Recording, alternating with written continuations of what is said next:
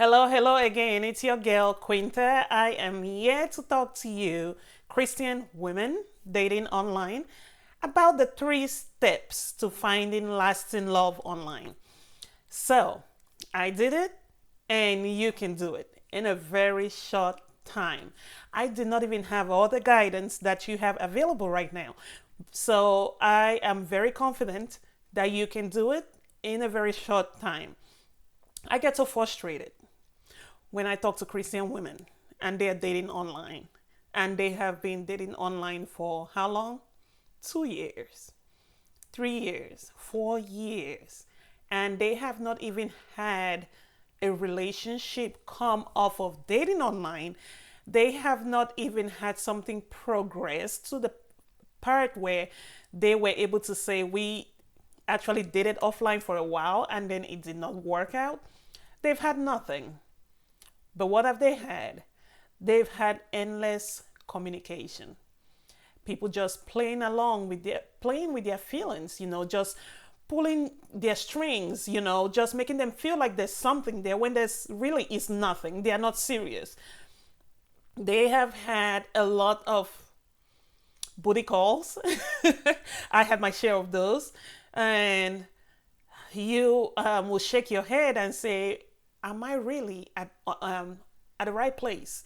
You know, and that's something you need to know. As a Christian woman dating online, there are certain sites that are guaranteed to not bring you any kind of success. You would not find serious people on there at all. You will not find serious men on there at all. They will put on there that they are Christian, and I had my stories about that. They will put on there they are Christian, and everything they feel like you want to hear, but they are not serious. So you need to know exactly where to go to be able to date online and get serious men who actually want this to go somewhere, because that's why we date as Christians, to be able to find lasting love, to move on to marriage. We are not here to waste time. We've got work to do. We've got purpose that we are after, right? So there are 3 steps. If you want to, in the next couple of minutes, I will cover those 3 steps if you want to find lasting love online in a short time and not get caught up with paying those endless subscriptions to the dating sites and apps and caught up in those endless conversations that lead to nowhere. And I know, I do understand that online dating is not for the faint of heart, especially for us as Christian women, because there are so many variables that come into play. And that's why I'm here to just show you those 3 steps. The first step is connect. And those 3 steps, I will tell you right now. Let me back up a little bit. If you are not constantly in those 3 steps, you're not constantly taking those 3 steps, guess what you're constantly doing? You're constantly in the same pattern of no success. You're constantly in that same pattern of insanity where you're not getting any results, or the results you're getting are not the results you're after. Okay? So these 3 steps are you connect, you explore, and then you decide and repeat if that does not work. Okay? So you should constantly be in a cycle of SAID. I call it SAID, CED. Connect, explore, decide. You should constantly be in that cycle. You are connecting by putting up the best profile that describes exactly who you are and what you're looking for. I say that your profile is your 24/7 billboard. You could be sleeping and it could be making you money. In this sense, it could be bringing you the results that you desire. So your profile really has to have some great work put into it. And I can teach you how to do that if you need help with that. But there are very simple things that go with your profile. Your profile is the hook that you're sending out there it's the bait, to get the quality of men that you're after. So if you're not getting the right quality reaching out to you, you need to be aware that your profile has to be looked into again. And you don't stick with the same profile that you joined the site with.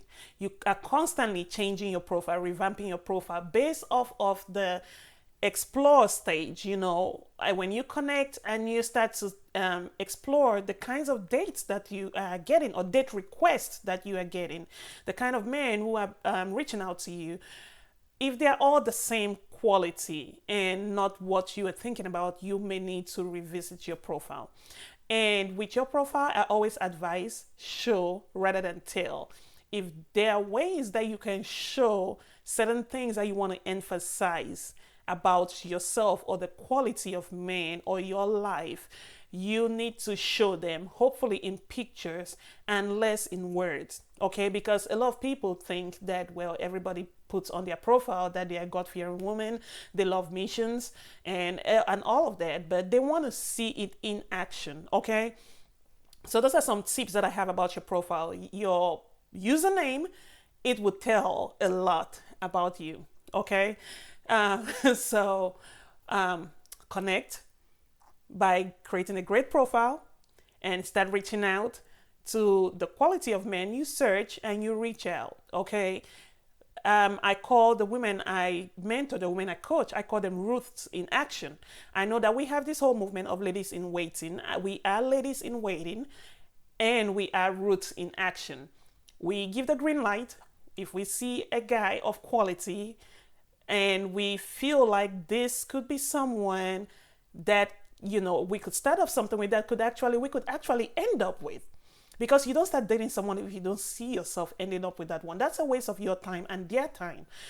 So we think this is someone we could actually end up with. We give them the green light. We reach out to them, you know, and there's a certain way that you reach out to people. You don't just say, hi, I like your profile. No, there's a certain way you reach out to men to show that you have actually read their profile and you're ready to start a really deep conversation and not just, you know, scrolling through. Okay. And so you connect. And when you start receiving those date requests or you start receiving responses to the messages that you had sent out, you start to explore. You know, say you have about 5 date requests, you have about 5 people in your inbox reaching out to you. If you know for sure that you don't see yourself ending up with someone, you know, and this is where the Holy Spirit comes into play. Please, I implore you, do not go about as a Christian woman dating online without making use of the Holy Spirit's guidance. You are setting yourself up for hell. You know, you're setting yourself up for failure. You're setting yourself up for just all kinds of craziness. Okay. But somewhere deep inside your gut, you will read someone's profile and you'll be able to see that they check all the boxes, they say all the right stuff. But somewhere deep inside your gut, you'll be able to tell that something doesn't feel right. Explore that even further. Talk to God about it. And you will come to find out that your feelings were right. You know, do not start to go out on dates when you are not quite sure about this person eventually ending up, you know, with this person as in a long-term relationship leading up to marriage. Okay, so you start to explore those dates. You have 5 date requests and you just don't want to go out with all of them because they say they want to go out with you. If you feel like there is a possibility of a future with them, then you start to explore, you start to reach out, you start to see about, you know, going out on dates. About the exploration stage, my number one tip is meet people offline as soon as possible. Do not let them waste your time. Do not waste men's time.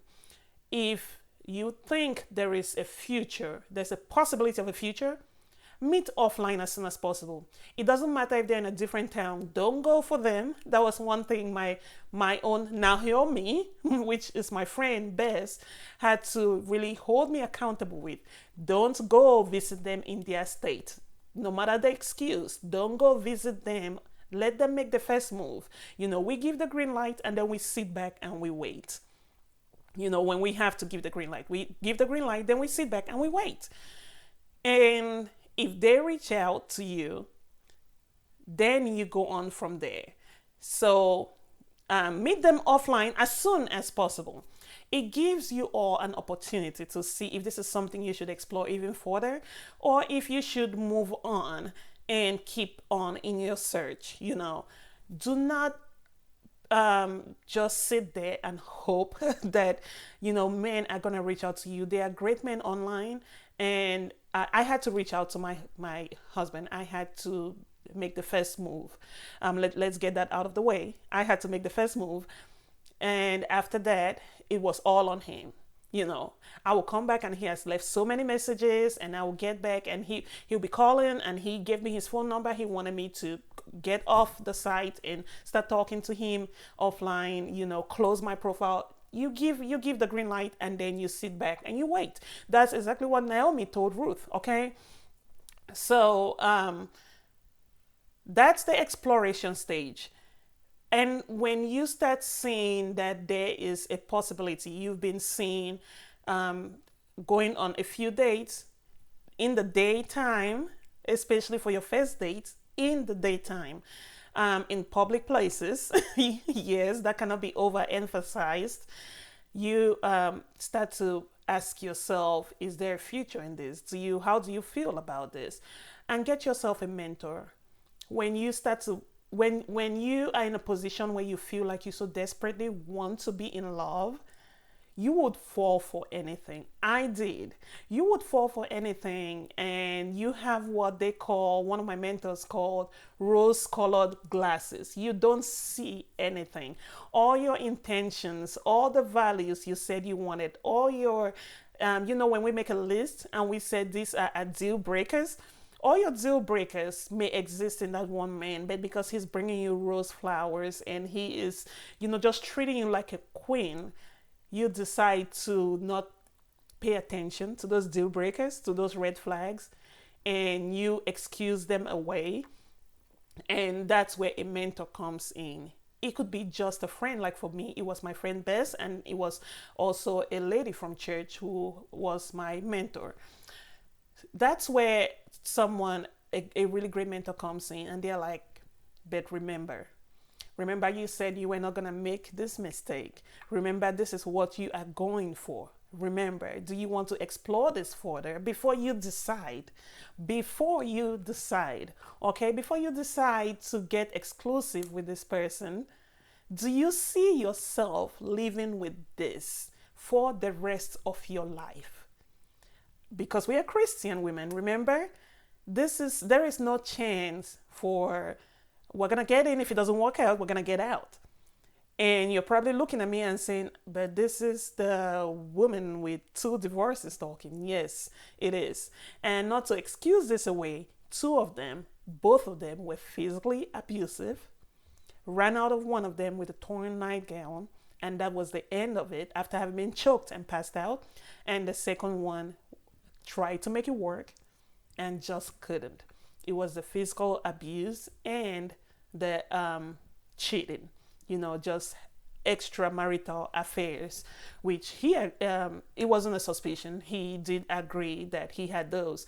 So that was it with those 2 very brief marriages. And of course, the mistake was not paying attention to the red flags. I saw them, went into it, eyes wide open, but not paying attention to the red flags, just deciding I desperately, badly wanted to be in love, wanted to be a married woman more than anything. So don't want you to make that mistake, okay? So before you decide, you have to make sure that you are willing to live with whatever red flags that you are seeing for the rest of your life. Okay? So, what are 3 steps? You connect, you explore, you decide, and repeat. Keep doing that. You have to have a dating goal, and you have to have a weekly dating action plan, which converts to daily action steps that you take to meet your action plan. Okay?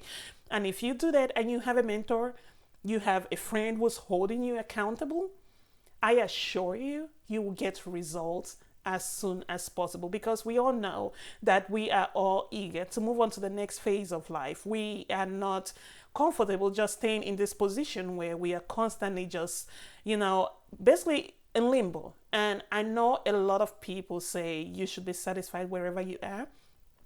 And that's a topic for a completely another day. But you do have to have that satisfaction in yourself as a single woman, as a married woman, in whatever state you find yourself in. You do have to be content in that state. but that does not stop you from seeking to move on to the next stage. Okay, I love you all. I went over my time limit, but I hope you got some value out of this. As always, if you have any questions, send them below, send an email, and I'll be glad to answer your questions. I love you and God bless you. Bye.